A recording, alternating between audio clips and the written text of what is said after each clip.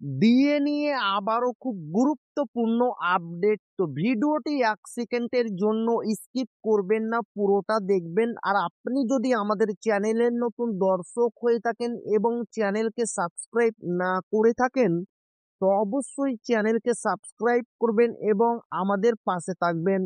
তো ভিডিওটি শুরু করা যাক।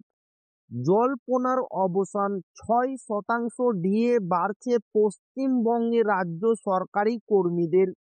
কবে ঢুকবে টাকা? পশ্চিমবঙ্গের রাজ্য সরকারি কর্মীদের ডিএ নিয়ে জল্পনার অবসান, ৬% ডিএ বাড়ানোর সম্ভাবনা। নববর্ষের আগে টাকা ঢোকার আশা। পশ্চিমবঙ্গে রাজ্য সরকারি কর্মীদের ডিএ নিয়ে দীর্ঘদিন ধরে চলেছে জল্পনা। অবশেষে সেই জল্পনার অবসান হলো। পশ্চিমবঙ্গে রাজ্য সরকারি কর্মীদের ডিএ ঘোষণার কথা ছিল ডিসেম্বর মাসে, কিন্তু তা হয়নি।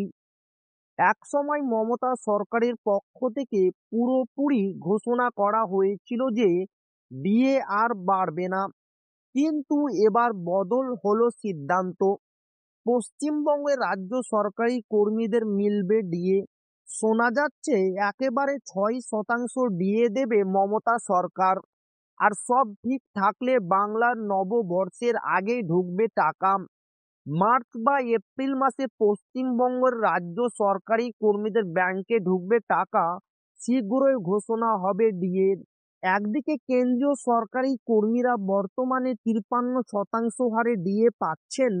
ফেব্রুয়ারি শেষে ফের ৩% ডিএ বাড়বে কেন্দ্রীয় সরকারি কর্মীদের, ফলে ৫৬% হারে ডিএ পাবেন তারা।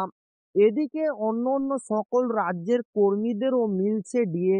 এবার শোনা যাচ্ছে ৬% ডিএ পাবেন পশ্চিমবঙ্গের রাজ্য সরকারি কর্মীরা। এখন শুধু ঘোষণার অপেক্ষা। তো এই ছিল ডিএ নিয়ে খুব গুরুত্বপূর্ণ আপডেট, যা আপনাদের মাঝে শেয়ার করলাম। তো ভিডিওটি ভালো লাগলো অবশ্যই আপনার বন্ধুদের শেয়ার করবেন, যাতে তাদেরও উপকার হয়।